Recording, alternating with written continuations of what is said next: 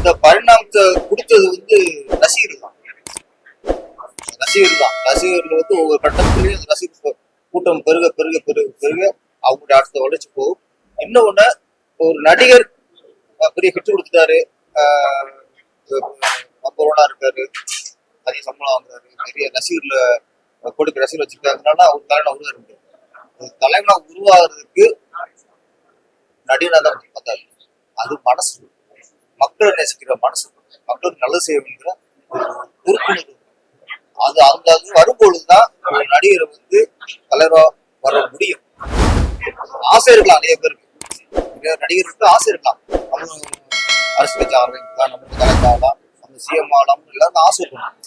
அதை மக்கள் ஒத்துக்கணும். நம்ம மட்டும் ஆசைப்பட்டாரு. அந்த ஆசை மக்களுக்கு இருக்கணும், அவங்க ரசிகர்களுக்கு இருக்கணும்.